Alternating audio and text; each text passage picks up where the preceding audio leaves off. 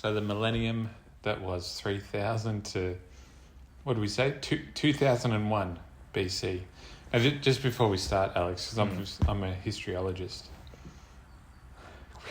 could you explain to the listeners the expertise that you bring to the table? What's your what's your area of expertise? A historiologist, you say? That's what I am. Yeah, obviously. I mean, I would say that I'm sort of like a jack of all trades, maybe even a king of all trades if we're thinking of the deck of cards. But we're not, obviously. No, I'm just general history enthusiast and Dan Carlin payer for product and stuff to talk about. Okay. My parents divorced.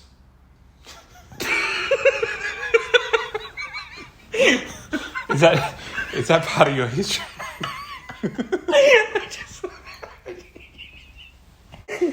So third millennium BC. It's actually, by the way, do you go by BC or BCE? I'm a BC guy. I got a bit miffy with Google the other day when I was like 3000 BC, and it went to correct me as like, oh, do you mean 3000 before Common Era? I'm like, no. I'm not. No, it's atheist cope. Yeah, I'm a BC guy, AD guy as well. It's just makes more sense. Don't know why. Anyway, so tell me, 3rd century, what's happening?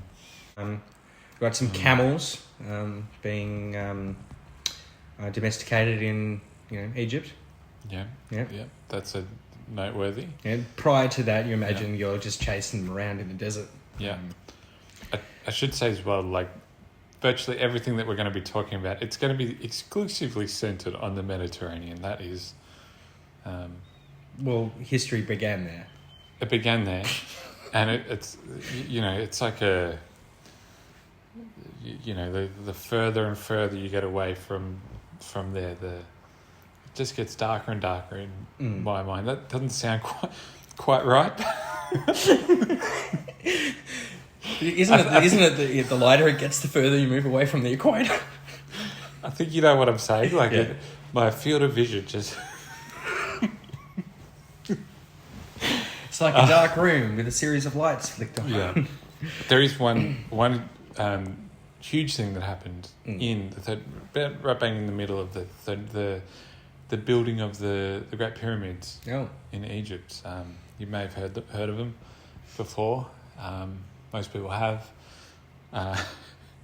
Did you know that they were actually the tallest man-made structure until the Eiffel Tower? Yeah, I heard that.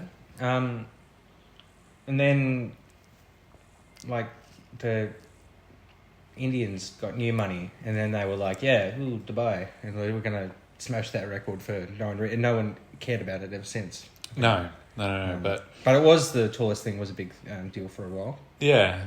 Are you an ancient alien, like human beings couldn't possibly have moved these large granite rocks and placed them precisely on the thing, sort of person? And would you even go as far to say, like perhaps a Hancock or a Rogan, we couldn't possibly build these today?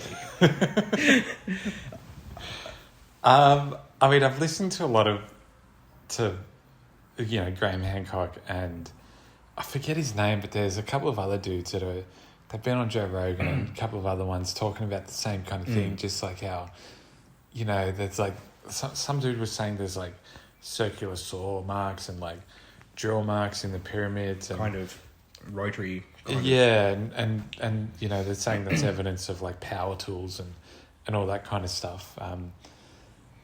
I'd say probably not on the aliens.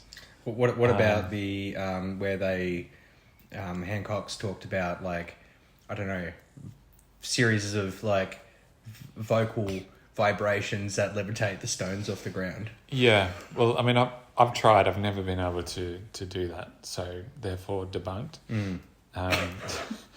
But no, I mean, I think they're just like I don't know, just use good old muscle power to leverage. I know. And, I'll get the dynasties confused, but the Egyptians are quite famous for having very, maybe not ethical, but like certainly for the aristocracy, sensible labor laws to build the pyramids for them.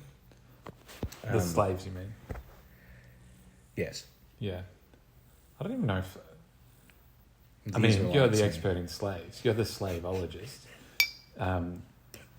Dr. Slave.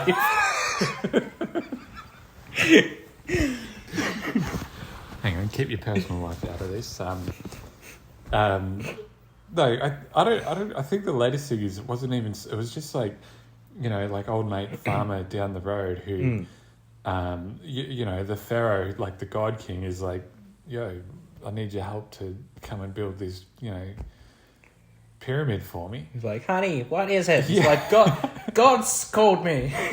And it was just like, just come up here for a few months out of the year, and we'll give you food and stuff. Yeah. Maybe some couple of tins of beer, cheers, and help me lug these stones around. And then when you're done, go back and wait for the flood and harvest your things and watch out for crocodiles, and then come back next year and we'll do it all again. And I think it was kind of like that when people thought that they were. Well, that makes a little bit more sense if it was more of a vassal kind of system as opposed to like 2,000 or 3,000 years of an unbroken slavery, of chattel slavery.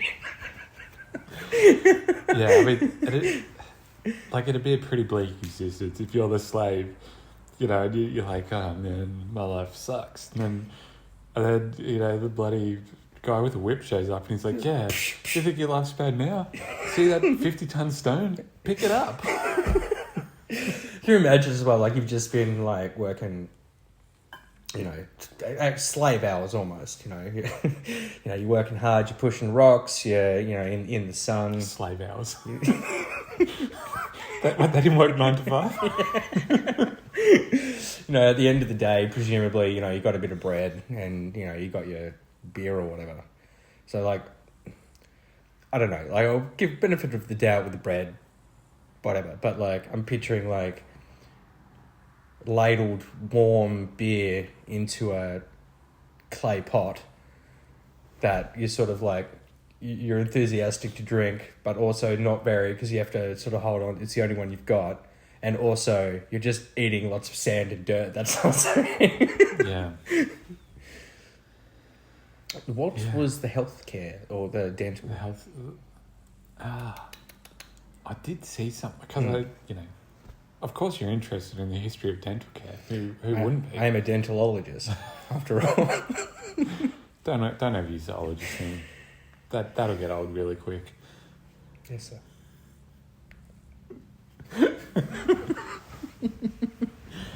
No, but I forget what it was, but I think they did make some sort of paste or something to. But also they didn't need sugar. Yeah. So that's I presume the dates had sugar in it that they were eating. Yeah, but even then, it's the more natural sugars. It's Don't say better for you. It's not. Well, that's going to fizz me up. Don't say that. I'm just saying eating an apple is better than eating a sherbet, okay? Yeah, but if you're eating the same amount of sugar, whether it's natural or from a sherbet, it's the same amount of sugar that you've eaten. Yeah, but you got to sit there and maybe eat 1 or 2 apples at a sitting. You can eat way more sherbies. I'm just saying, access to it's a little bit different. This might be off with the timeline a little bit here. But, I got my homework a little bit wrong, and I've been doing some stuff on the ancient Sumerians in the Mesopotamia region between the 2 rivers in southern modern-day Iraq. They had their big city and Enkidu, and they came up with writing and their little cuneiform little stone tablets, and they, it's funny that every old culture seems to, or like, the people who sort of come up with writing, it seems to be for the same reason. It's admin, like administration, and like you translate these tablets now, and it's sort of like, they cut a reed in half and sort of dip it in the clay and sort of make their little shapes out of it, and but you read the stuff now, and it's just like, this guy owes this guy like 3 goats, and there's like a handful of grain that needs to go over there tomorrow, and not really all that exciting. And they were writing all this admin stuff down for, they've had writing for 1,000, 2,000 years, and then they finally get their act together and start writing down their epics, Writing a story. yeah Yeah. Instead of this man owes me 3 goats, it's fictional. It's this man owes me 3 goats because the god said it. So. Yeah. Yeah. No, the Sumerians are a funny one. It's because they're, what's it called? Like a language isolate. Yeah. Where the language wasn't related to any of the other, like they shared words and things like that, but the language, it's completely different. So it's kind of like, an Englishman learning French, German, Dutch. You're kind of already halfway there with a lot of it. But I mean, like, if you're going to start learning, like Korean, or you're starting at day one, it's... I know a couple of Korean words. Soju. Mm-hmm. And Hyundai. Oh. Pyongyang.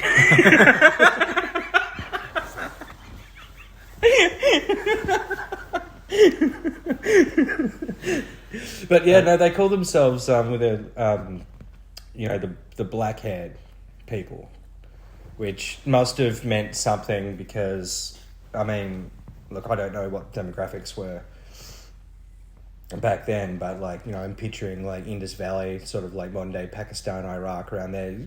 Yeah, everyone's kind of like the dark-haired people, so. Yeah, they could be talking about anyone. You could be talking about anyone, but it may have not been the case then.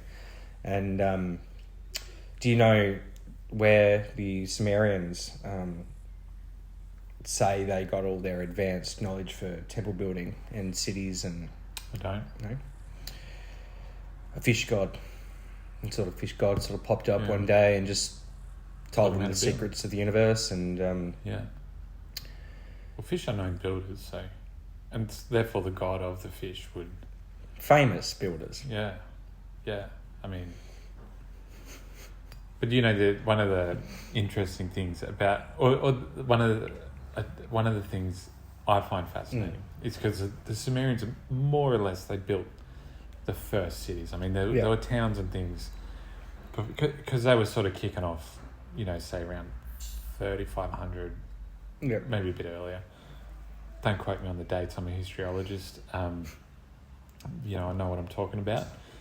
And sort of from say 3,000 BC. Yeah. Or, going down towards the 2200s, they were like, it was like they built these huge cities like Ur and Enkidu, I think was the first one. Yeah, and I think Enkidu, and anyway, they had, and Uruk. Yeah. They had these huge cities, and a lot of the say features of city life that we can understand now. For centuries and millennia, people like later peoples like the Babylonians and things, they were constantly looking back at the example of these, even after they'd sort of left the scene. Yeah. And like these, so the Sumerians in a sense were like these sort of mythical, city builders, and their cultural influence was, impossible to quantify. For example, we lived with it today.